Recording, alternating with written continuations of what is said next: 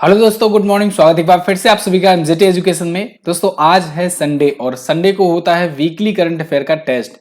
तो 3 जून से 9 जून के बीच में वीकली करंट अफेयर का जो भी चीजें पढ़ा हुआ है रिवीजन करोगे आप तो बहुत ही इंपॉर्टेंट होने वाली है ये क्लास। तो चलिए शुरुआत करते हैं। रूल वही पुराना है, आपको जो 30 क्वेश्चन ये बताए जाएंगे, इन 30 क्वेश्चन का आंसर करते जाना है और एंड में अपना स्कोर काउंट करके बताना है मुझे। इसकी क्विज और पीडीएफ आपको हर बार की तरह एमजेटी ऐप पर मिल जाएगी।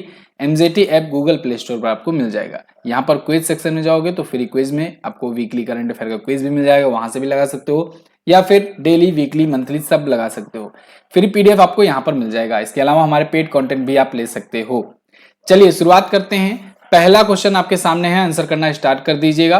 किस कंपनी ने दुनिया का पहला single piece 3D printed rocket launch किया है? तो ये किसने लॉन्च किया है? अभी हाल ही में किसने? भारत की ही एक प्राइवेट स्पेस एजेंसी है अग्निकुल कॉस्मोस, इसने लॉन्च किया है दुनिया का पहला single piece 3D printed rocket. Rocket का नाम क्या है ये आपसे पूछा जाएगा। तो रॉकेट का नाम है अग्निबाण। क्या नाम है? अग्निबाण। अग्निकुल कॉस्मोस ने अग्निबाण नाम से एक single piece 3D printed rocket launch किया है। पूरी तरीके से स्वदेशी रूप से विकसित है और दुनिया में पहला है। अगला, हाल ही में किस देश का मुक्केबाजी महासंघ विश्व मुक्केबाजी संघ का सदस्य बन गया है? तो दोस्तों ये भारत का मुक्केबाजी महासंघ अब विश्व मुक्केबाजी संघ का सदस्य बन गया है। हालांकि बॉक्सिंग फेडरेशन ऑफ इंडिया ने यह भी कहा है कि ये अभी भी एफिलिएटेड रहेंगे इंटरनेशनल बॉक्सिंग एसोसिएशन से भी।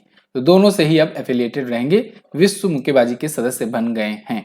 अगला, हाल ही में बहुराष्ट्रीय अभ्यास रेड फ्लैग 2024 का आयोजन कहां पर किया गया? रेड फ्लैग्स अभ्यास ये बहुराष्ट्रीय अभ्यास है, इसमें बहुत सारे देश हिस्सा लिए। रेड फ्लैग अलास्का में हुआ, अमेरिका के अलास्का में ये हुआ और ये एयर एक्सरसाइज था, तो इसमें भारतीय वायुसेना भी गई थी हिस्सा लेने। तो यहाँ पर देख लो आप, 30 मई से 14 जून के बीच में आयोजित हुआ। भारत का राफेल लड़ाकू विमान C-17 ग्लोब मास्टर ये सब भी गए थे इसमें हिस्सा लेने। अगला, स्कूली पाठ्यक्रमों में कृत्रिम बुद्धिमत्ता यानी एआई को शामिल करने वाला पहला राज्य कौन बन गया है? बताइएगा। बहुत ही इजी क्वेश्चन है, इंपॉर्टेंट है। इससे रिलेटेड दो मैं क्वेश्चन आपको बता दे रहा हूं। एक तो पहला एआई स्कूल खोलने वाला पहला राज्य वही है। इसके अलावा आइरिस नाम की पहली एआई शिक्षिका या कहें टीचर ये भी ऐड करने वाला या कहें कि लॉन्च करने वाला पहला राज्य है। इस राज्य का नाम है केरल। तो एआई इसने अपने स्कूली पाठ्यक्रमों में शामिल किया है, अभी कक्षा 7 में शामिल किया हुआ है सिलेबस में, ठीक है ना, कक्षा 7 के छात्रों की। तो ये एआई आर्टिफिशियल इंटेलिजेंस पर पढ़ाई करवाएगा, स्टडी करवाएगा। अगला, भारत में मलेशिया के उच्चायुक्त कौन नियुक्त किए गए? भारत में मलेशिया के उच्चायुक्त ये कौन नियुक्त किए गए? तो ये नियुक्त हुए हैं कौन?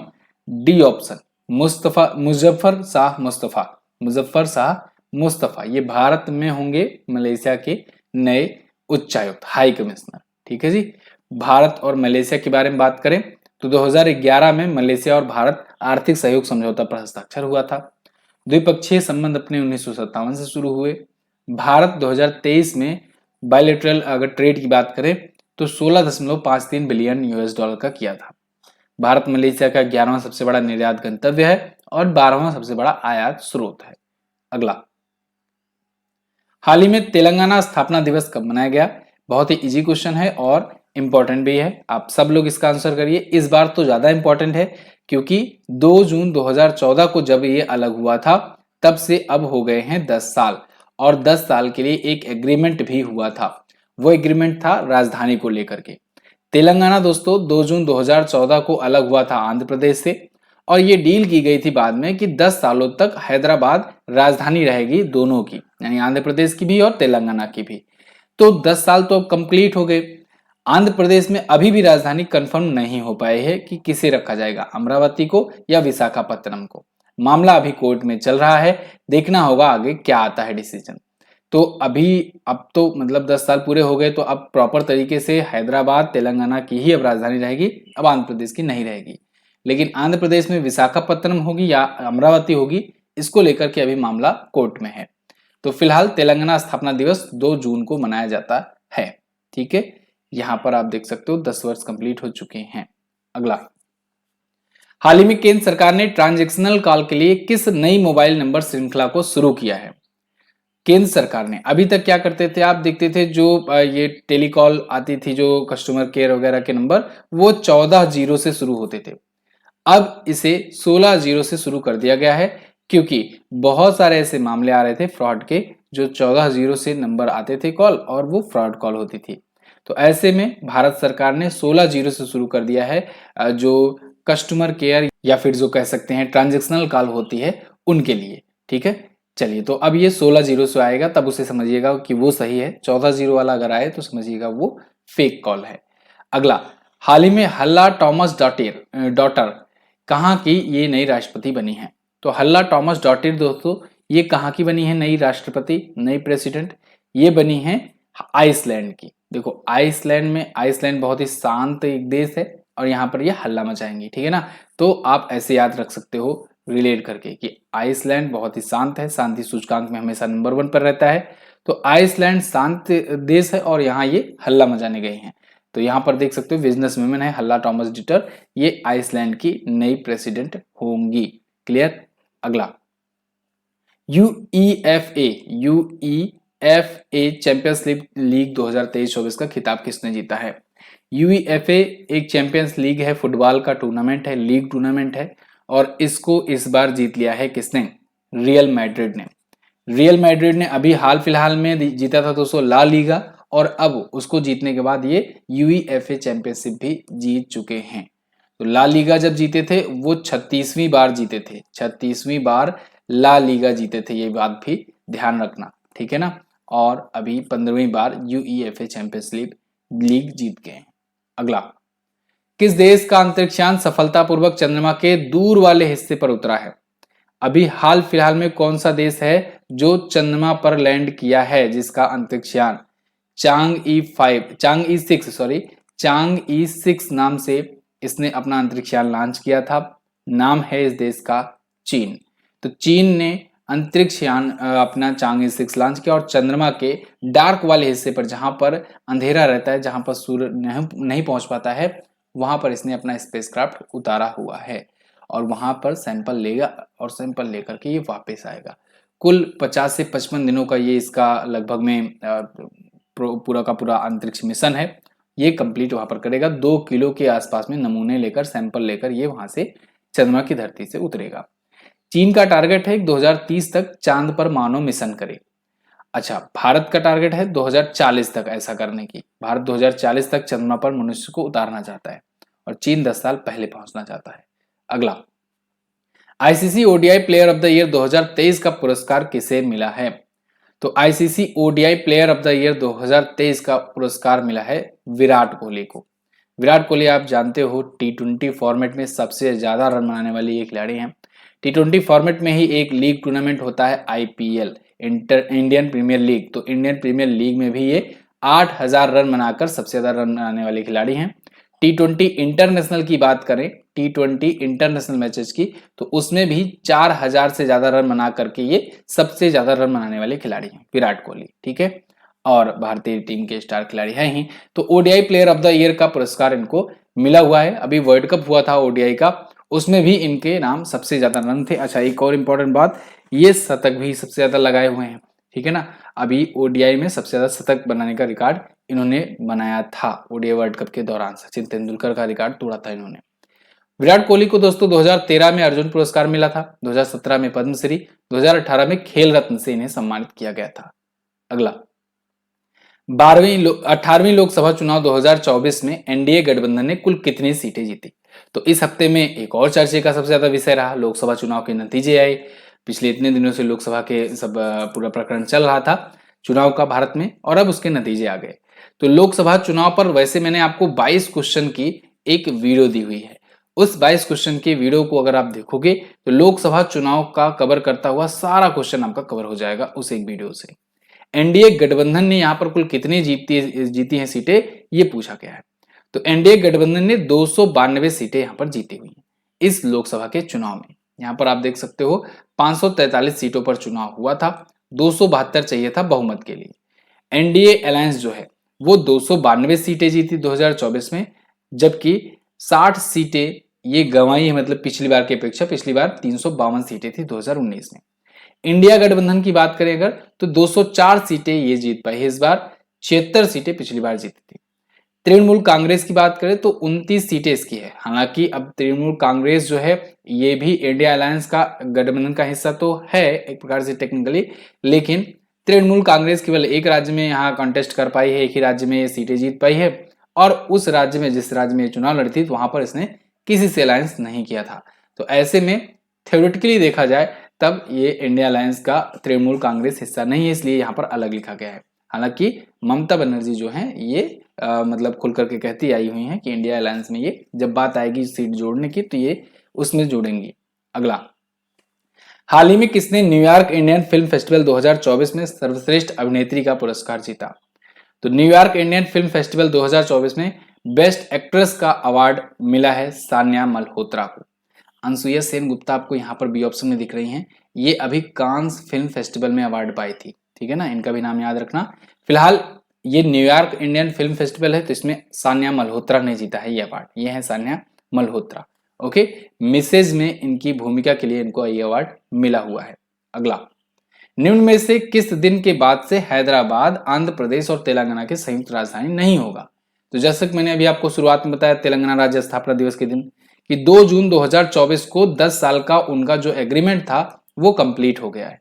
तो 2 जून 2024 के बाद से अब हैदराबाद आंध्र प्रदेश की राजधानी नहीं रहेगी, सिर्फ और सिर्फ ये तेलंगाना की ही राजधानी रहेगी, ठीक है ना। और आंध्र प्रदेश की कैपिटल अमरावती या फिर विशाखापट्टनम या दोनों ये हो सकता है, लेकिन अभी मामला चल रहा है अदालतों में, ठीक है जी। तो ये आंध्र प्रदेश पुनर्गठन अधिनियम 2014 की धारा 5(1) के तहत ये डिसीजन लिया गया था, ये 10 साल का एग्रीमेंट हुआ था। अगला, क्लाउडिया शिनबाम ये कहां की पहली महिला राष्ट्रपति बनी है? क्लाउडिया शिनबाम बताइएगा कमेंट करके, ये पहली महिला राष्ट्रपति बनी है कहां की बनी हुई है? तो ये बनी है साथियों मैक्सिको की। मैक्सिको एक देश है, उत्तरी अमेरिका में एक बड़ा देश है। अगर आप उत्तरी अमेरिका ध्यान दे रहे होगे तो ऊपर कनाडा है, बीच में यूएसए है, नीचे जो देश है वो है मैक्सिको। तो मैक्सिको की ये पहली महिला राष्ट्रपति बनी है। साथ ही साथ में ये चूंकि ज्यूज हैं, जिसे कहते हैं हम लोग, यहूदी धर्म से हैं, और यहूदी धर्म से ये किसी कैथोलिक कंट्री में राष्ट्रपति बनने वाली भी ये पहली हैं। तो 2 रिकॉर्ड इनके नाम बना, एक तो पहली महिला, दूसरा यहूदी धर्म से, किसी यहूदी धर्म से कैथोलिक ईसाई देश में राष्ट्रपति बनने वाली भी पहली व्यक्ति।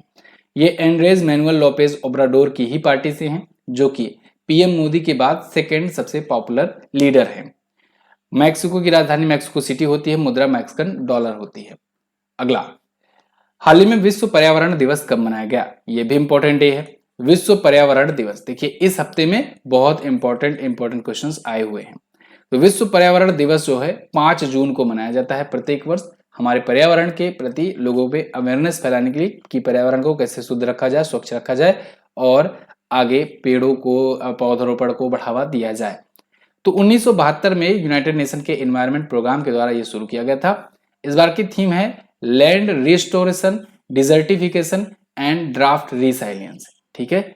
स्टॉकहोम के स्वीडन में 1972 में पहली बैठक हुई थी और तभी से यह शुरू किया गया था। अगला, हाल ही में प्रसिद्ध वार्षिक हिंदी साहित्य भारती पुरस्कार किसे दिया गया? हिंदी साहित्य भारती पुरस्कार ये इस बार का किसे मिला है? तो ये मिला है कृष्ण प्रकाश जी को। कृष्ण प्रकाश आपको यहाँ पर दिख रहे हैं, ये पेशे से आईपीएस अधिकारी हैं और ये सुपर कॉप हैं, फोर्स 1 टीम के हिस्सा हैं, जो कि विशेष आतंकवाद विरोधी टीम है मुंबई पुलिस के अंतर्गत। तो काफी ज्यादा ये मतलब कि टाइट ऑफिसर माने जाते हैं, काफी फेमस हैं। 2 बार के गिनीज वर्ल्ड रिकॉर्ड होल्डर भी हैं इस मामले में। इन्होंने भगवान राम को पोस्ट कार्ड के माध्यम से अधिकतम संख्या में पत्र देने के लिए 3रा गिनीज वर्ल्ड रिकॉर्ड अभी हासिल किया है। तो 3 बार के ये वर्ल्ड रिकॉर्ड होल्डर हैं गिनीज वर्ल्ड के। इनको हिंदी साहित्य भारती पुरस्कार भी अभी मिला है। अगला, हाल ही में किस नेशनल पार्क में भारत का पहला बायोस्फीयर टाइगर रिजर्व बनाने की योजना बनाई जा रही है? तो दोस्तों भारत का पहला बायोस्फीयर टाइगर रिजर्व जो है ये राजाजी नेशनल पार्क में बनाया जा रहा है। राजाजी नेशनल पार्क ये है उत्तराखंड में, उत्तराखंड में है राजाजी नेशनल पार्क। और यहाँ पर 2 इन्वायरमेंटलिस्ट हैं, जयधर गुप्ता और विजय धस्माना, ये दोनों ने मिल करके बनाने का निर्णय लिया है इंडिया का पहला बायोस्फीयर इन टाइगर रिजर्व। तो ये टाइगर रिजर्व के अंतर्गत बायोस्फीयर बनाया जाएगा, ठीक है। उत्तराखंड में है राजाजी नेशनल पार्क, 35 एकड़ की जमीन पर एक निजी जंगल है, प्राइवेट जंगल है। चलिए, यहाँ पर 100 से ज्यादा दुर्लभ और लुप्तप्राय पौधे लगाए जाएंगे इन दोनों के द्वारा। अगला, हाल ही में किस मंत्रालय के द्वारा सशस्त्र बलों को समर्पित टेलीमानस सेल स्थापित किया गया? तो टेलीमानस सेल दोस्तों ये स्थापित किया गया है जो अधिकारी होते हैं, जो सैन्यकर्मी होते हैं, उनकी मानसिक स्थिति में अगर उनको कभी कोई दिक्कत आती है, कभी डिप्रेशन का शिकार होते हैं, कभी लो फील कर रहे होते हैं, तो उनको थोड़ा सा मोटिवेट करने के लिए या फिर उनसे बातचीत करके उनकी दुख या कहें उनके जो अंदर चल रहा है उसको समझने के लिए, जिससे वो कोई गलत कदम ना उठा पाए, इसके लिए टेलीमानस सेल स्थापित किया गया है। अभी स्वास्थ्य मंत्रालय और रक्षा मंत्रालय दोनों मिल करके ये शुरू किए हैं। देखो, ऐसा नहीं है कि टेलीमानस सेल पहली बार शुरू किया जा रहा है, भारत में ऑलरेडी चल रहा है। टेलीमानस सेल 24/7 काम करता है। 51 ऐसे टेलीमानस सेल हैं भारत में, लेकिन स्पेशली दोस्तों ये सशस्त्र बलों के लिए शुरू किया गया है, क्योंकि बहुत बार ऐसा देखने को मिलता है कि जो सशस्त्र बल के जो सैन्यकर्मी हैं बहुत सारी चीजों से अंदर में जूझ रहे होते हैं और उसके बाद गलत कदम उठा लेते हैं। पिछले दिनों में ऐसे कई मामले आए हैं, इसको लेकर के यहाँ टेलीमानस सेल शुरू की गई है। ठीक है, टेलीमानस का अगर फुल फॉर्म देखना चाहोगे तो tele mental health assistant and networking across state, 14416 इसकी हेल्पलाइन नंबर है। अगला, हाल ही में 8 लाख करोड़ का मार्केट कैप क्रॉस करने वाला पहला सरकारी बैंक कौन सा बना है? तो 8 लाख करोड़ का मार्केट कैपिटलाइजेशन पार करने वाला पहला सरकारी बैंक बन गया है SBI, state bank of India. इसका market cap 8 lakh crore cross कर गया है और ऐसा करने वाला ये भारत का 7वीं लिस्टेड कंपनी बन गई है। ठीक है ना, ऐसा करने वाली 7वीं लिस्टेड कंपनी भी ये बन गई है। लिस्टेड मतलब शेयर मार्केट में जो लिस्ट हो। तो इसने पिछले दिनों में काफी अच्छा ग्रोथ दिखाया है, भारत की 7वीं लिस्टेड कंपनी है ये। इससे पहले और जो 8 लाख करोड़ का मार्केट कैप छूने वाली कंपनियां हैं उसमें रिलायंस इंडस्ट्रीज है, TCS है, HDFC है, ICICI है, इन्फोसिस है, भारती एयरटेल है। हालांकि इन्फोसिस अभी के टाइम पर बाहर चल रही है, इसका मार्केट वैल्यूएशन 5 लाख करोड़ है, लेकिन ये भी छू चुकी है 8 लाख करोड़ का आंकड़ा। SBI की स्थापना 1 जुलाई 1955 को हुई थी, मुंबई में हेडक्वार्टर है, अध्यक्ष हैं दिनेश कुमार खारा। अगला, हाल ही में मिली जानकारी के अनुसार भारतीय मूल की अंतरिक्ष यात्री सुनीता विलियम्स ने अपने कौन से अंतरिक्ष मिशन की तैयारी में हैं, या कहे कि वो लॉन्च किया जा चुका है अब तो। ठीक है, तो सुनीता विलियम्स जो है 5 जून को, अभी इसी हफ्ते में एक और खबर रही कि सुनीता विलियम्स तीसरी बार ये अंतरिक्ष में गई। सुनीता विलियम्स भारतीय मूल की ये दोस्तों अमेरिकी एस्ट्रोनॉट हैं और ये तीसरी बार गई हैं इंटरनेशनल स्पेस स्टेशन में रिसर्च वगैरह करने के लिए। तो इनके साथ बिलमोर भी गए हुए हैं। ठीक है, बुज बिलमोर इनके साथ हैं, इनके सहयात्री हैं, इनके साथ गए हैं अंतरिक्ष स्टेशन। ये लोग जाकर के वहां पर रिसर्च वगैरह करेंगे। किस एयरक्राफ्ट से गए हैं? तो बोइंग के स्टार लाइनर अंतरिक्ष यान से गए हुए हैं और इसे एटलस V रॉकेट से लॉन्च किया गया है। स्टार लाइनर याद रखना, बाकी चाहे याद रहे चाहे नहीं, स्टार लाइनर जरूर याद रखना, बोइंग का है। ठीक है, चलिए, तो ये लोग गए हैं अंतरिक्ष में। अच्छा, मैं आगे बढ़ूं इससे पहले मैं आपको थोड़ा सा बता दूं दोस्तों, साइंस के आप लोगों के लिए 1100 प्लस क्वेश्चंस की जो ई बुक लाई गई है, लोगों को काफी पसंद आ रही है। ये ई बुक रेलवे स्पेशल और SSC स्पेशल एग्जाम्स के लिए है। आपका साइंस जैसे भी पूछा जाता है, जहां भी पूछा जाता है, सभी के लिए इंपॉर्टेंट है। तो आप ये ई बुक ले सकते हो मात्र 75 रेट्स में। इसमें 1100 प्लस क्वेश्चन हैं साइंस के, यानी फिजिक्स के, केमिस्ट्री के, बायोलॉजी के, और उसमें एक्सप्लेनेशन भी दिए गए हैं। जहां जरूरत है वहां न्यूमेरिकल्स भी दिए गए हैं, उनके डिटेल एक्सप्लेनेशन दिए गए हैं। इसके अलावा लास्ट में वन लाइनर दिए गए हैं, वो आपका रिवीजन में बहुत ज्यादा काम आने वाला है। तो ये ई बुक आप व्हाट्सएप से ले सकते हो। व्हाट्सएप का नंबर है 7235939467। इस नंबर पर व्हाट्सएप करके QR कोड के माध्यम से आप 75 रेट्स पे करके इस ई बुक को ले सकते हो। आगे बढ़ते हैं। हाल ही में जारी QS वर्ल्ड यूनिवर्सिटी रैंकिंग 2025 में कौन सा इंस्टीट्यूट शीर्ष पर रहा? तो QS वर्ल्ड यूनिवर्सिटी रैंकिंग जारी की गई 2025 की, और हर बार की तरह इस बार भी Massachusetts institute of technology top पर रहा। तो इस बार भी ये टॉप पर रहा, लेकिन इस बार खास क्या हुआ?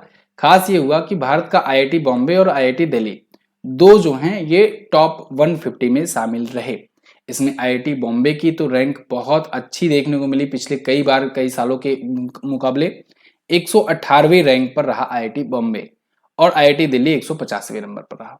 अगला क्वेश्चन है, हाल ही में मालदीव ने किस देश के पासपोर्ट धारकों पर प्रतिबंध लगाया? तो मालदीव ने अभी हाल ही में दोस्तों इजराइल के पासपोर्ट धारकों पर प्रतिबंध लगाने का फैसला लिया है। यानी अब इजराइल के नागरिक मालदीव में नहीं जा पाएंगे छुट्टियां मनाने। ऐसा क्यों क्या किया गया है? ऐसा मालदीव का कहना है कि गाजा में जो युद्ध चल रहा है उसको लेकर के ऐसा किया गया है मालदीव में।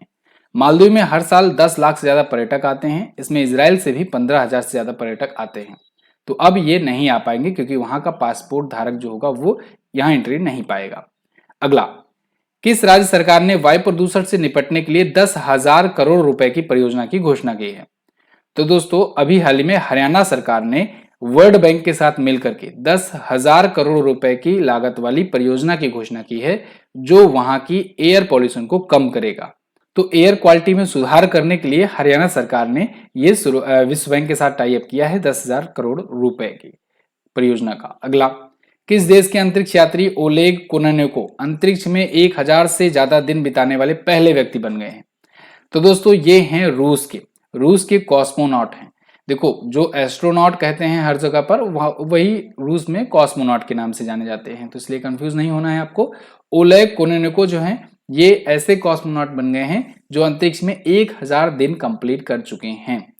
और ये कहाँ पर अंतरिक्ष में क्या वैसे ही विचरण कर रहे हैं? नहीं, इंटरनेशनल स्पेस स्टेशन में बैठे हुए हैं और इंटरनेशनल स्पेस स्टेशन भी 1,000 दिन लगातार अपने कंप्लीट कर चुके हैं। ये लौटेंगे दोस्तों सितंबर 2024 में, और जब ये लौटेंगे तब 1100 से ज्यादा दिन हो गए रहेंगे और इनके नाम तब सबसे हाईएस्ट रहेगा। वैसे भी अभी अब हाईएस्ट हो गया है क्योंकि 878 दिन का दिन, जब रिकॉर्ड जो था पिछला वाला वो 878 दिन का था, रूसी कॉस्मोनॉट गेनाडी पलडाका के नाम, और रूस के ही ओलेग कोनोन्को ने उनका रिकॉर्ड तोड़ा था। अब 1,000 दिन कंप्लीट कर लिए हैं, सितंबर में लौटेंगे तब तक लगभग 1100 दिन हो गए रहेंगे। अगला, हाल ही में किस राज्य के नागी और नकटी पक्षी अभ्यारण्य को रामसर साइट में जोड़ा गया? इंपॉर्टेंट क्वेश्चन है ये। नागी और नकटी पक्षी अभ्यारण्य कहां पर है, ऐसे भी क्वेश्चन पूछा जा सकता है। तो याद रखिएगा, बिहार में है ये नागी पक्षी अभ्यारण्य और नकटी पक्षी अभ्यारण्य, इसको रामसर साइट में जोड़ा गया है। रामसर साइट मैंने आपको डेली करंट अफेयर में डिटेल में बताया हुआ है कि 2 फरवरी को 1972 में हुआ था। 1972 में रामसर शहर जो है ईरान का, वहां पर हुआ था एक कन्वेंशन वेटलैंड कन्वेंशन, और उसी के बाद से रामसर साइट की घोषणा होना शुरू हुई। मतलब ऐसे स्थलों को चिन्हित किया जाने लगा जो वेटलैंड्स हैं, जो आर्द्र भूमियां हैं, और वो इस लिस्ट में शामिल होने लगी। भारत में आज के टाइम पर 82 ऐसे प्लेसेस हैं जो रामसर साइट है। ठीक है, ये बात ध्यान रखना। और 81वां 82वां यही दोनों बने हैं, नकटी पक्षी अभ्यारण्य, नागी पक्षी अभ्यारण्य। क्लियर? अगला, संयुक्त राष्ट्र सुरक्षा परिषद का गैर अस्थायी सदस्य देश किसे चुना गया? तो दोस्तों 2025 और 2026 2 वर्षों के कार्यकाल के लिए Pakistan, Somalia, Panama, Denmark, Greece, इन 5 देशों को संयुक्त राष्ट्र की सुरक्षा परिषद का गैर अस्थायी सदस्य या कहें अस्थायी सदस्य चुना गया है। ये अस्थायी सदस्य हैं और 5 लोग चुने गए हैं, 5 देश चुने गए हैं। ये ऐसा प्रत्येक वर्ष होता है। यूएनएससी में 15 सदस्य होते हैं टोटल, इनमें से 5 होते हैं परमानेंट मेंबर, 10 होते हैं नॉन परमानेंट मेंबर। लेकिन इस 10 नॉन परमानेंट मेंबर का कार्यकाल 2 सालों के लिए होता है और इसमें प्रत्येक वर्ष 5 नए आते हैं और 5 पुराने जाते हैं। तो इस हिसाब से इसका क्रम बना रहता है। तो इस बार भी जैसे 5 आए हैं ना, तो 5 बाहर हुए होंगे, और फिर अगली बार ऐसे 5 आएंगे, 5 बाहर होंगे, और इनका कार्यकाल 2 साल बाद पूरा होगा यहां पर जाकर। तो यानी ये अगली के अगली साल ये बाहर होंगे 5 देश और दूसरे कोई 5 देश आएंगे। इनका कार्यकाल 1 जनवरी 2025 से 31 दिसंबर 2026 तक रहेगा। तो यहाँ पर बात हो रही अस्थायी सदस्यों की। अगर स्थायी की बात करें तो वो 5 ही हैं। वो 5 हैं यूएसए, यूके, रसिया, चाइना और फ्रांस। तो ये 5 देश परमानेंट हैं जिनको वीटो पावर मिली हुई है। मतलब ये वीटो कर सकते हैं किसी भी रिजोल्यूशन पर जो यूएन में आता है। ठीक है, इनके पास वीटो पावर है। अगला, किस भारतीय दिग्गज फुटबॉलर ने संन्यास की घोषणा की? तो दोस्तों भारत के all time favourite Sunil Chhetri, जो कि भारत में बहुत प्यार पाते थे, दिग्गज फुटबॉलर, इनकी वजह से बहुत लोग फुटबॉल को जानना शुरू किए भारत में। सुनील छेत्री ने संन्यास ले लिया है फाइनली। 19 साल का इनका लंबा कैरियर रहा, और ऐसा नहीं रहा कि केवल ये सिर्फ ऐसे ही पॉपुलर हैं, इन्होंने ऐसी अचीवमेंट भी हासिल करी हुई है। 94 गोल्स हैं इनके नाम, और 94 गोल जो है ना, ये तीसरा सबसे हाईएस्ट है इंटरनेशनल मैचों में किसी भी देश में। दुनिया भर के तीसरा सबसे ज्यादा अंतरराष्ट्रीय गोल करने का रिकॉर्ड इनके नाम है। कि इनसे आगे सिर्फ एक्टिव प्लेयर में क्रिस्टियानो रोनाल्डो और लियोनेल मेसी ही हैं। दुनिया के तीसरे सबसे एक्टिव खिलाड़ी थे और कुल मिलाकर के देखा जाए तो चौथे। ये कई बार दोस्तों प्लेयर ऑफ द ईयर का अवार्ड पा चुके हैं। इसके अलावा 2009 में FPAI का Indian player of the year का अवार्ड पाए थे। 2021 में मेजर ध्यानचंद खेल रत्न पाए थे। अगला, तो अब ये संन्यास ले चुके हैं। सेकंड लास्ट क्वेश्चन है, ISSF म्यूनिक विश्व कप 2024 के सरबजोत सिंह ने कौन सा पदक जीता है? तो international shooting sport federation Munich इस विश्व कप हो रहा है म्यूनिक में, जर्मनी में, और इसमें सरबजोत सिंह ने गोल्ड मेडल जीता है। 22 वर्ष की इनकी उम्र है और इन्होंने गोल्ड जीता हुआ है म्यूनिक में। म्यूनिक में जर्मनी में 31 मई से 8 जून तक ये आयोजित किया गया, इंटरनेशनल शूटिंग स्पोर्ट फेडरेशन का ये विश्व कप। 1907 में इसकी स्थापना हुई थी। ISSF की मुख्यालय दोस्तों म्यूनिक जर्मनी में है, वहीं पर यह आयोजित हुआ था और पुरुषों की 10 मीटर एयर पिस्टल इवेंट में इन्होंने गोल्ड जीता है। आज का लास्ट क्वेश्चन, हाल ही में पहले IPEF स्वच्छ अर्थव्यवस्था निवेशक फोरम की बैठक का आयोजन कहाँ किया गया? तो IPEF स्वच्छ ऊर्जा निवेशक फोरम की बैठक सिंगापुर में की गई। यहाँ पर आप आर्टिकल देखिए, India showcases investment opportunities at IPEF clean economic investor forum. तो ये आयोजित हुआ सिंगापुर में। भारत भी इसमें हिस्सा लिया था, भारत भी इसमें शामिल हुआ और इस बैठक में भारत की तरफ से जो रिप्रेजेंटेटिव रहे वो रहे सचिव सुनील बर्थवाल। ठीक है, इसका उद्देश्य यही था कि एशिया पैसिफिक रीजन में कैसे इन्वेस्टमेंट को बढ़ाया जाए, क्लीन इकोनॉमी को बढ़ावा दिया जाए, नवीनीकरण ऊर्जा यानी रिन्यूएबल एनर्जी को बढ़ावा दिया जाए और स्टेबल जो बेसिक इंफ्रास्ट्रक्चर है उसको बढ़ावा दिया जाए। ये सब के लिए ये बैठक हुई थी, इन्वेस्टर फोरम। ठीक है जी, तो ये थे टॉप 30 क्वेश्चंस इस वीक से जिसका आपने किया है रिवीजन। अब हम लोग कल के दिन बात करेंगे डेली करंट अफेयर की, फिर से आपका मंडे से चलेगा, लेकिन उससे पहले कुछ और रिवीजन है उसको देख लो। जैसे 1 से 7 जून के बीच कौन से महत्वपूर्ण दिवस आए हुए हैं अभी तक। 1 जून को वैश्विक अभिभावक दिवस और विश्व दुग्ध दिवस मनाया गया। 2 जून को तेलंगाना राज्य स्थापना दिवस, 5 जून विश्व पर्यावरण दिवस, 6 जून संयुक्त राष्ट्र रूसी भाषा दिवस, 7 जून विश्व खाद्य सुरक्षा दिवस। इसके अलावा पिछले दिनों में बहुत सारे पुरस्कार सम्मान भी दिए गए थे, ये आपके लिस्ट है। हालांकि इस हफ्ते ज्यादा पुरस्कार सम्मान नहीं आए हैं, केवल आपको यहाँ पर 2 ही नाम दिखेंगे इस हफ्ते के, लेकिन बाकी भी पुराना आप रिवीजन करते रह सकते हैं। ठीक है, और प्रमुख इस्तीफा और संन्यास में बात करें तो सुनील छेत्री ने इस्तीफा दिया इस वीक, बाकी पुराने भी आपके सामने हैं। ये पूरी लिस्ट में आपको देता हूं, ये सब PDF में जाती है। PDF आप टेलीग्राम से डाउनलोड कर सकते हो या फिर MZT ऐप से भी डाउनलोड कर सकते हो। वो PDF से आप ये सारी चीजें रिवाइज कर सकते हो, ये सब डिटेल आपको दिया जाता है। ठीक है, इसरो स्पेशल भी यहाँ पर दिया गया है कंटेंट, मतलब आप पूरा का पूरा सब कुछ प्राप्त कर सकते हो। तो टेलीग्राम जाकर के आप ज्वाइन करो, टेलीग्राम पर जाना है, MZT एजुकेशन लिखकर सर्च करना है, वहीं से ग्रुप को ज्वाइन कर लेना है। वहीं पर आपको सब मिल जाएगी। हमारी ई बुक वगैरह चाहते हैं अगर आप, तो आप यहाँ से ले सकते हो। ई बुक हमारी MZT ऐप पर अवेलेबल है और इस नंबर पर व्हाट्सएप करके भी आप ले सकते हो। बाकी मिलते हैं अगली वीडियो में। कैसी लगी क्लास आप कमेंट करके जरूर बताना, स्कोर भी आप बता दीजिए कमेंट करके। थैंक यू सो मच, जय हिंद, वंदे मातरम।